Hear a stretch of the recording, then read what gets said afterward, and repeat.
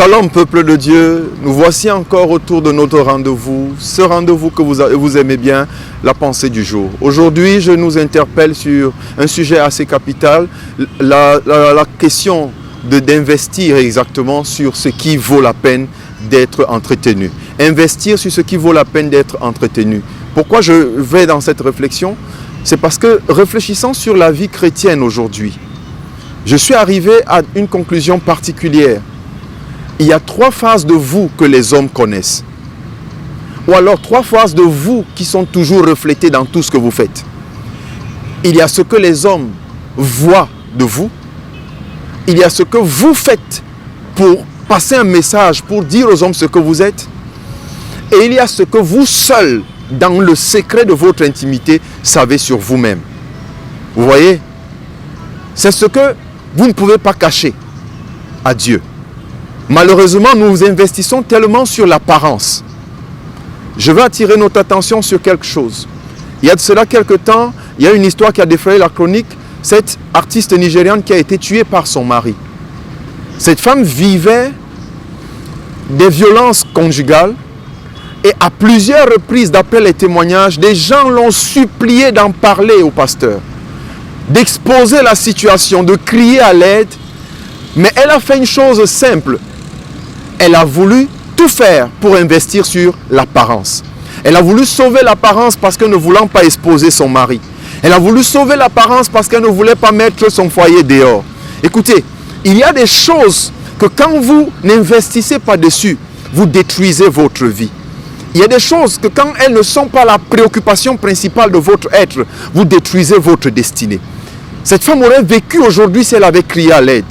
Voilà pourquoi je viens dire, toi qui me regardes, toi qui m'écoutes ce matin, je veux attirer ton attention sur une chose. Oui, les hommes te voient à l'église et voient que tu es un frère zélé. Oui, on te voit dans l'église, on sait que tu es une sœur qui aime le Seigneur. Mais quel est le jardin de toi que personne ne connaît, mais que toi seul connais? Quel est ce département de ta vie que toi seul gères en secret? Que s'il venait à être connu, tu serais cette risée. Cette personne qu'on ne respecte plus, cette personne qu'on n'adule plus, cette personne qu'on ne vénère plus. C'est là qu'il faut investir.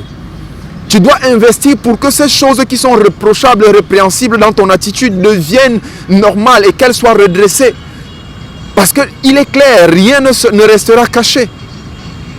Il est important de vous poser la question, à vous qui êtes face à certaines circonstances et situations. Est-ce que je dois cacher ce qui se passe? Est-ce que je dois garder cela secret? En gardant le secret, vous tuez des vies. En gardant le secret, vous tuez des destinées. Voilà pourquoi je veux te dire à toi qui me regardes. Fais une chose simple aujourd'hui. Ne cherche plus, et ne cherche même plus à investir sur ce que les gens veulent voir, ou ce que les gens vont voir de vous. Parce que ce que les gens disent de vous, ça compte très peu. Vous pouvez enfumer votre renommée au milieu des hommes. Mais est-ce que cette renommée est vraie devant le Seigneur? Parce que le Seigneur ne regarde pas à votre prestige, ni à votre extérieur. Il regarde réellement à votre intérieur et regarde ce que vous seul savez et qui est caché. Mon conseil à toi qui me regarde, règle ce qui est déviant dans ta vie et fais la paix avec toi-même. Fais la paix avec toi-même pour que ton sommeil soit doux. Fais la paix avec toi-même pour que ta vie soit plus calme.